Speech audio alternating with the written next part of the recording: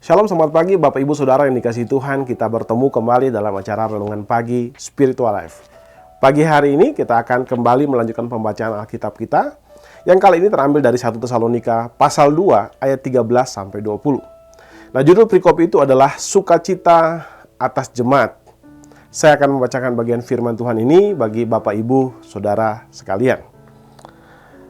Dan karena itulah kami tidak putus-putusnya mengucap syukur kepada Allah, sebab kamu telah menerima firman yang kami beritakan, bukan sebagai perkataan manusia, tetapi dan memang sungguh-sungguh demikian sebagai firman Allah yang bekerja juga di dalam kamu yang percaya.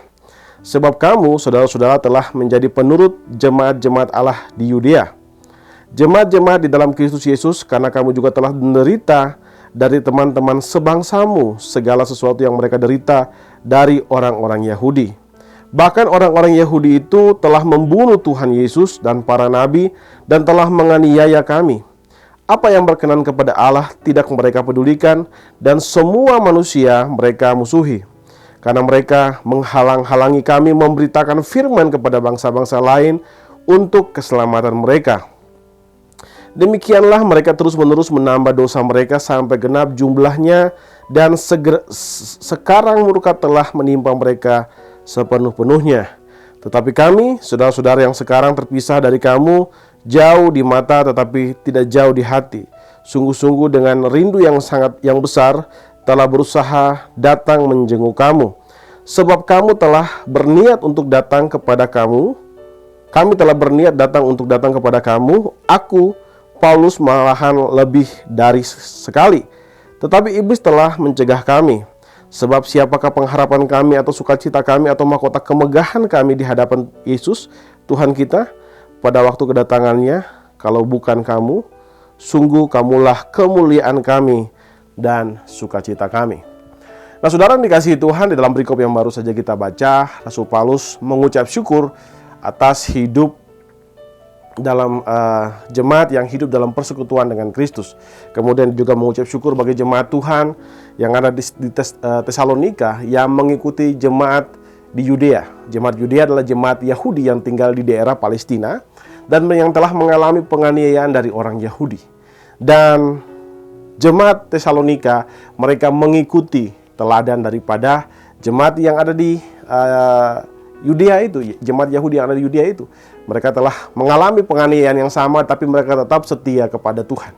Dan kemudian Rasul Paulus juga mengucap syukur bahwa mereka tidak mendendam orang yang menganiaya mereka, malah mereka memaafkan dan mereka mendoakan mereka.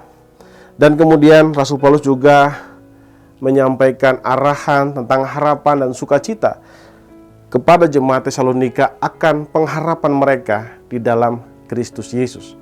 Saudara, salah satu hal yang menarik daripada perikop ini terletak pada ayat 13. Di sana ditekankan bahwa pentingnya mengucap syukur kepada Allah karena firman yang telah diberikan kepada kita. Firman yang hidup, yang berkuasa telah diberikan kepada kita, dan kita telah mengenal Kristus melalui firman yang telah dinyatakan itu kepada kita. Nah, saudara, firman Allah dapat mempengaruhi pikiran kita, mempengaruhi hati kita, mempengaruhi tindakan kita, sehingga kehidupan kita bisa berjalan sesuai dengan kehendak Allah. Ayat ini mengajarkan kita untuk senantiasa merenungkan betapa besarnya kasih karunia Allah yang telah Dia berikan melalui firman-Nya kepada kita. Saudara, karena itu marilah kita bersyukur kepada Allah atas firman yang hidup, yang berkuasa dalam kehidupan kita. Dan hendaklah kita membuka diri kita untuk menerima dan memahami firman Allah, serta mengaplikasikannya, melakukan nilai-nilai yang terkandung di dalam firman ini setiap hari di dalam kehidupan kita sehari-hari. Saudara, biarlah kita dapat hidup dengan hati yang terbuka dan percaya penuh kepada firman Allah, sehingga kita dapat tumbuh dan berkembang dalam iman kita dan kasih kita kepada Yesus Kristus. Saudara, ada pepatah yang mengatakan bahwa ketika kita membaca firman Tuhan, maka Allah berbicara kepada kita. Tapi ketika kita berdoa, maka kita sedang berbicara kepada Allah. Bagi saudara yang ingin mendengar Tuhan berbicara, mari saudara ambil waktu saudara buat komitmen saudara untuk membaca Alkitab setiap hari, sehingga Tuhan bisa berbicara kepada saudara setiap hari. Mari saudara, saya mengajak saudara untuk mengambil waktu sejenak untuk merenungkan firman Tuhan yang baru saja kita dengarkan ini. Saudara, apakah saudara sudah berkomitmen untuk tekun membaca Alkitab? Mari saudara, kita mengambil waktu sejenak untuk mendoakan hal tersebut. Berdoalah meminta anugerah Tuhan melalui Roh Kudus untuk memberikan saudara kemampuan agar dapat berkomitmen dan dengan tekun membaca Alkitab.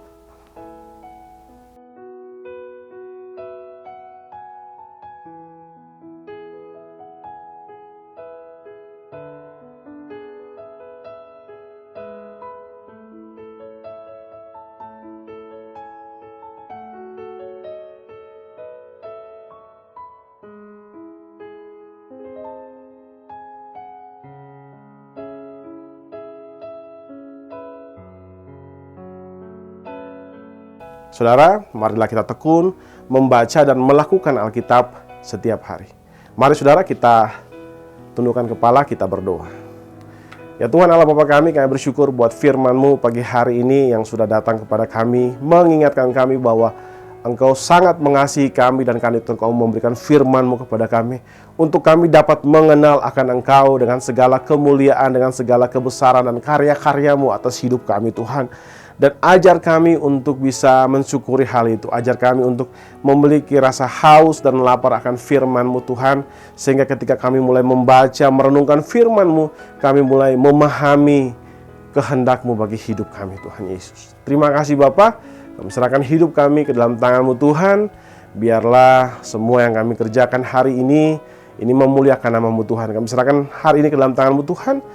Semua yang kami kerjakan, semua yang kami lakukan, biarlah Engkau menyertai kami di dalam semuanya, dan Engkau berkehendak atas apapun yang kami kerjakan Tuhan Yesus. Terima kasih Bapa. Dalam nama Tuhan Yesus kami berdoa kepada Bapa Surgawi. Haleluya. Amin. Amin. Bapak Ibu Saudara yang dikasihi Tuhan, demikian renungan kita pada pagi hari ini. Selamat pagi, selamat beraktivitas, dan Tuhan Yesus memberkati Bapak Ibu Saudara sekalian.